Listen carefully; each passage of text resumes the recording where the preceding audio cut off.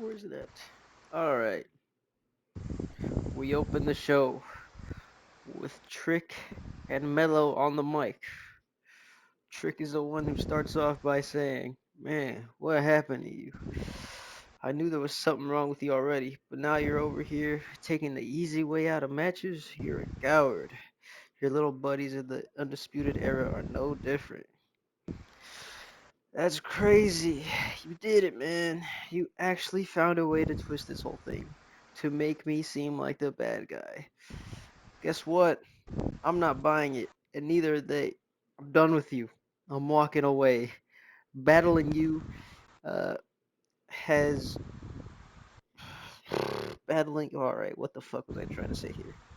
Okay, battling you has me in the same position I was when I was teaming with you, trapped, never being able to move up the card. I'm going to the Rumble, and I'm gonna win, and I'm gonna become the new WWE champion.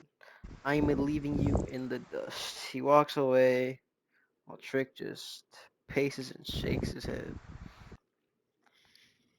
All right,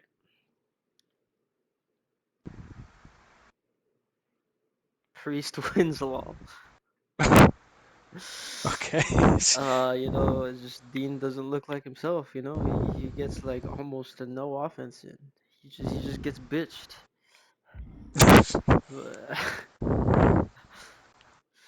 All right, backstage, Rhea and Bianca are talking about who their pick is for their partner next week. They're struggling until Rhea says, "Why was why did our first pick have to bail on us? Wait, I have an idea. Why don't we just have a match tonight with some women that Eric picks, and the winner is our partner? It would save us a lot of time and stress. You know what? Screw it. It'll work. We can beat them with just us two if we have to. It doesn't matter who our partner is." All right. They walk off, and around the corner comes Chelsea and Piper. They're talking and happen to bump into Tiffany and Bliss. Chelsea says, "Well, well, well. Look what we have here. The people who are running from giving us our rematch." "Oh, please," Tiffany replies. "You're not getting one. We're done with you. Our focus is now on winning the Rumble. Now, leave us alone so we can continue talking strategy." Chelsea and Piper storm off. All right, and we get this match. These two just tearing down the house like we know they can. Bianca has Mercedes on in a bad position. When Naomi appears ringside, Bianca gets distracted by her. Mercedes then gets the upper hand, but not for long as Rhea comes out and starts beating on Naomi. Uh, but not long after, Nia and Tamina come out and save Naomi. At this point, it's just pure chaos. Mercedes is distracted by it, and Bianca picks her up for the KOD and the win. Oh, Bianca wins. Just Well, chaos. Just all these fucking seven women in one story. I'd like to see you do that. All right, let's move on. Zelina and Michin are backstage when Raquel and Liv bump into them. Goddamn, should been pure women. This fucking. All right.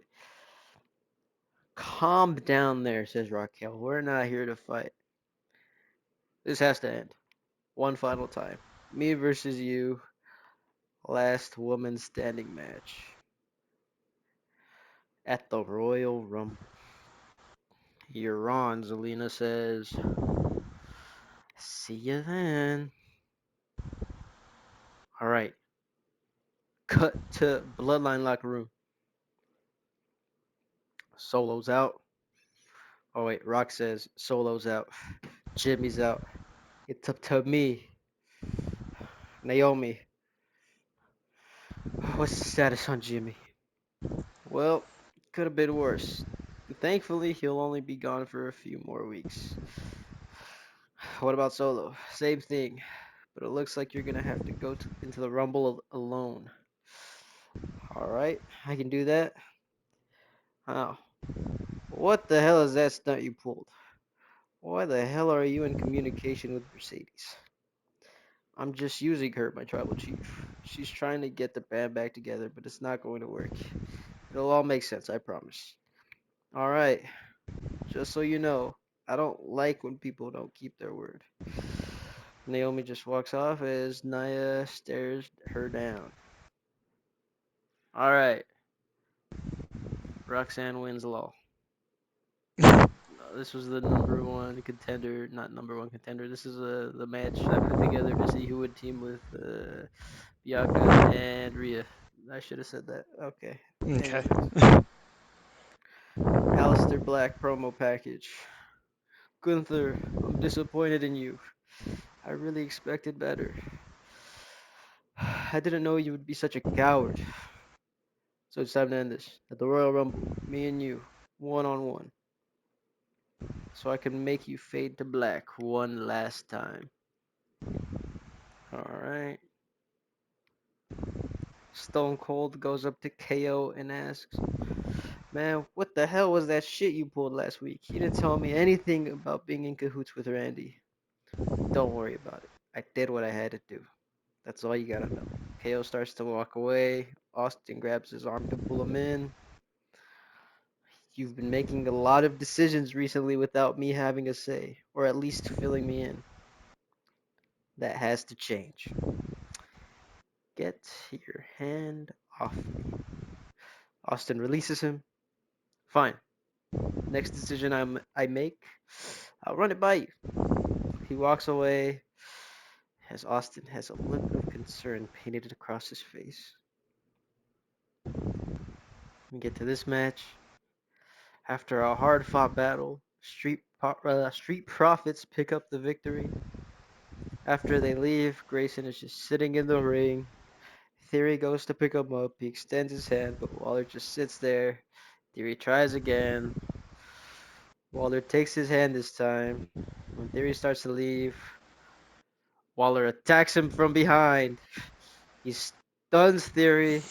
The Judgment Day come to help. Grayson escapes via the crowd.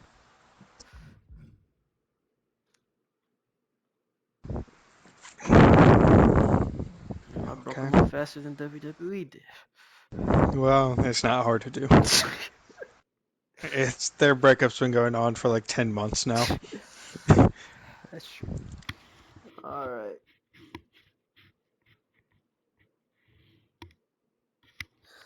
We got Roxanne in the trainer's room and getting iced up. Would Bianca and Rhea go up to her? Rhea, with an annoyed look on her face, says, Hi, partner. Look, me and Bianca have serious beef with these three, so next week you better not try anything stupid. Yeah, Bianca jumps in. And don't think me and you are on good terms either. I haven't forgotten about a few weeks ago. Well, what a warm welcome. Glad to be joining the team. Don't worry, I won't do anything stupid. But once this is all over, I'm coming for you, Rhea. Roxanne walks away. And we get the main event.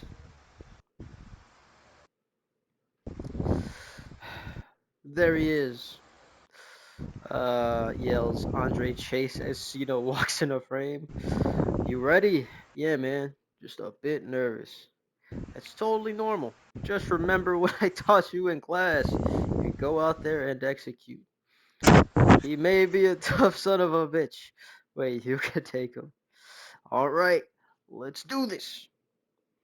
They go for 10 minutes before the shenanigans starts.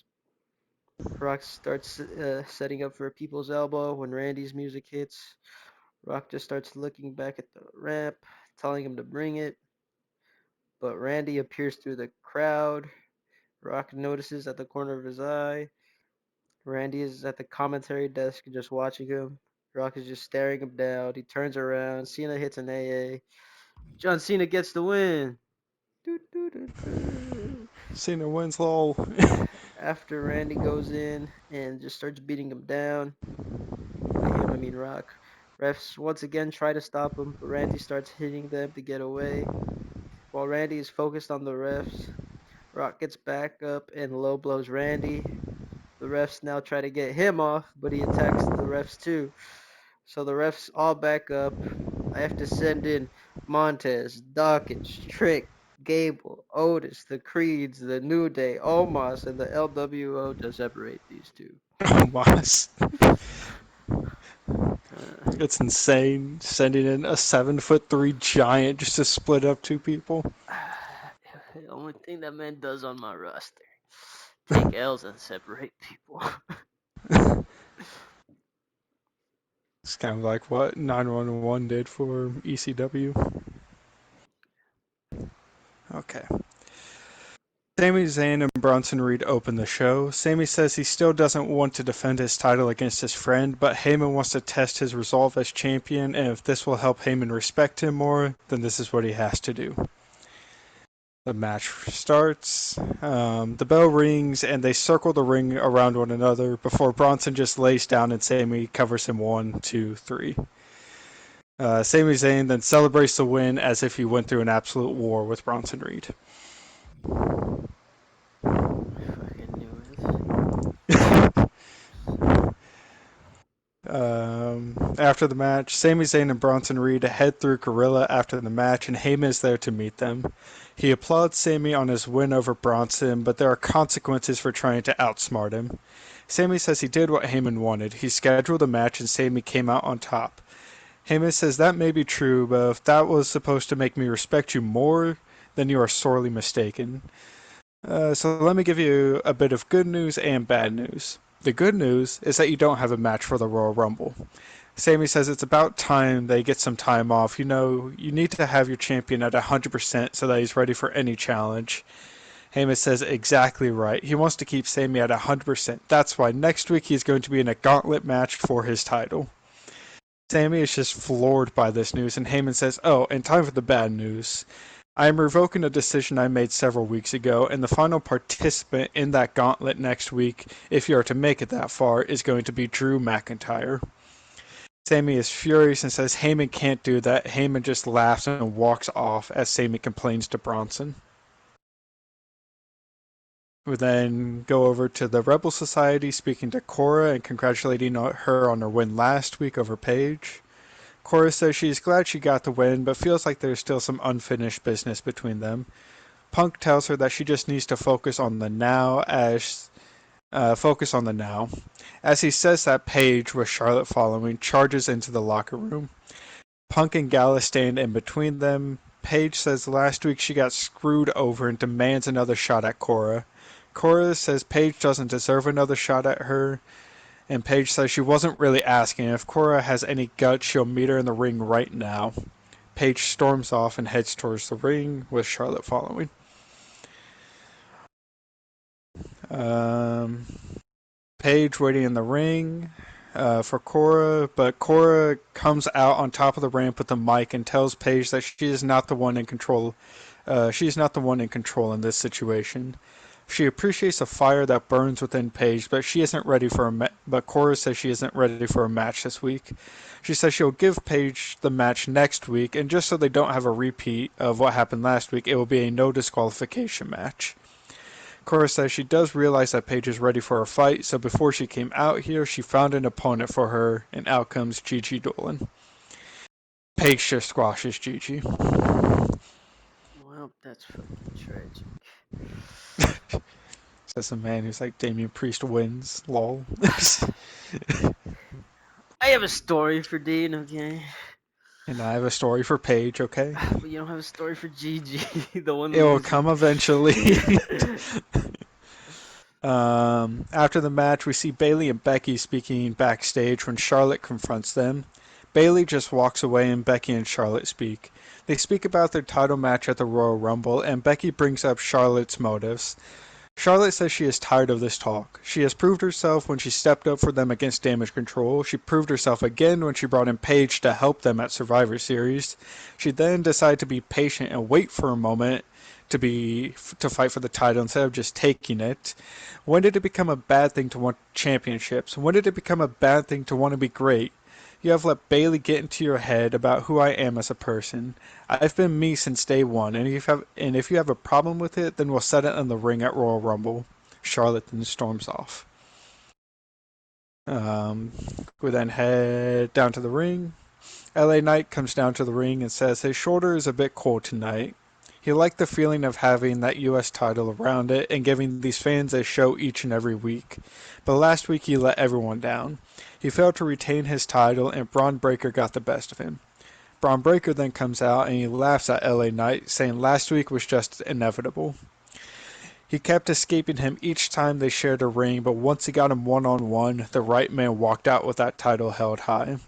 Ilya then comes out. Ilya says when he came back, he promised to bring pain and destruction to all of those who stand in his way, and it's about time he starts coming through on his promise. Knight then says if anyone is coming through on promises, it is him, as he promises to recapture that U.S. title. Braun Breaker tells Knight that he is at the back of the line, and if he wants a shot at his U.S. title, then he has to earn it. He is not here to give handouts. You earn your shots now. Paul Heyman comes out and says he sees a perfect opportunity in the ring to decide the next challenger for Braun Breaker's U.S. title. Knight and Ilya will both compete next, and whoever wins will be the number one contender for Braun's title at the Royal Rumble. We then move on to LA Knight versus Ilya Dragunov. Braun Breaker sits at ringside watching this match, just as a side note. Towards the end of the match, we see LA Knight go up top to hit Ilya with a Megastar elbow drop. Um, go up top. Yeah. He jumps off and he nails it. And he then turns and starts to taunt the crowd and then looks at Braun. Or starts to celebrate towards the crowd and then looks at Braun. He spends maybe too much time taunting Breaker, telling him that he will win that US title back in no time. And when he turns around, Ilya nails Knight with a diving headbutt. LA Knight looks like he got knocked out, and Ilya heads up top and nails Knight with an H-bomb and covers Knight for the 1, 2, 3. After the match, Braun enters the ring, and Ilya and him just stare each other down. Ilya is your number one contender. Damn. Way to put the young talent over. LA Knight's a spring chick. How dare I put the 20-something-year-old over on the 40-something-year-old?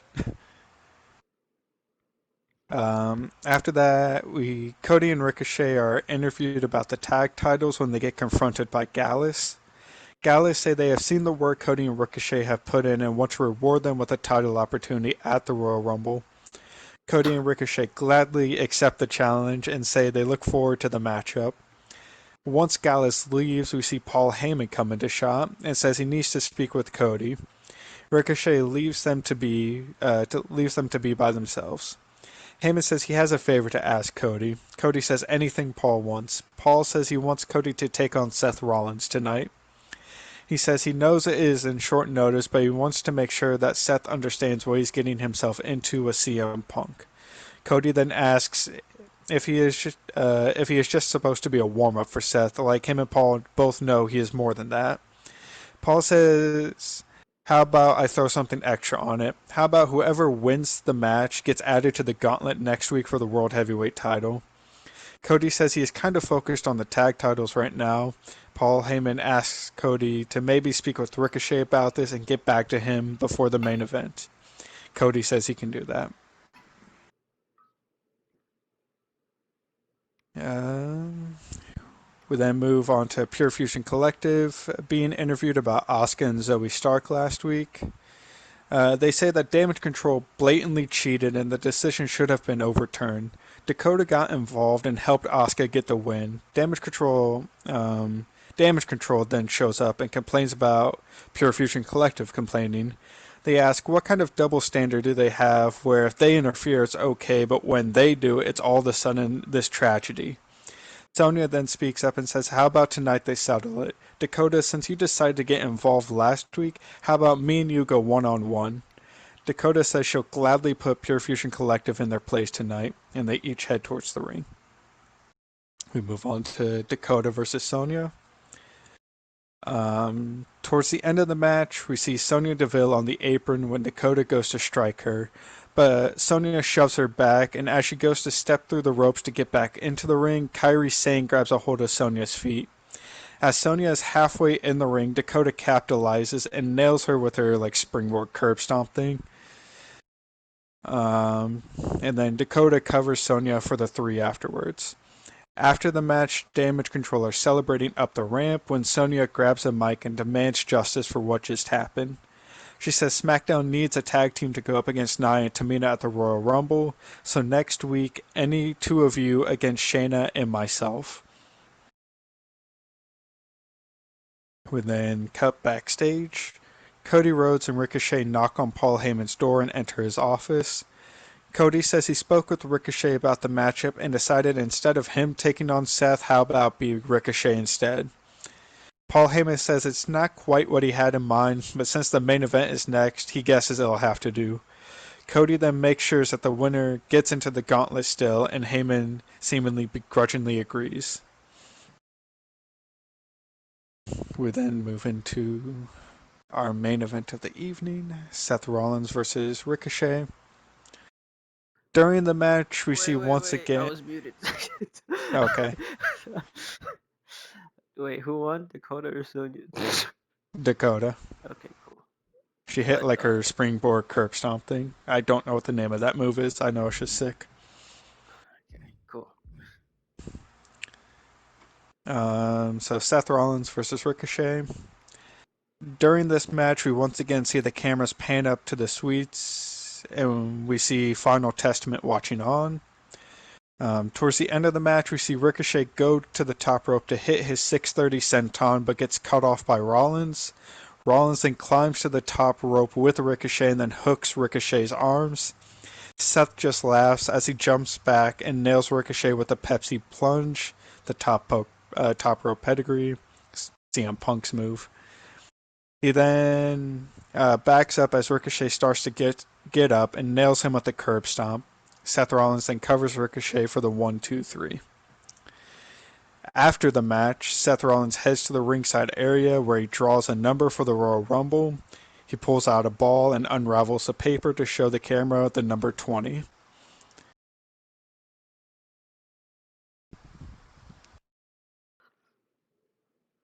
That's gimmick infringement. You can't call it the Pepsi Plunge. What's the name of the move? I don't see Seth Rollins having a Pepsi tattoo on him. It's also the point he is taking CM Punk's move.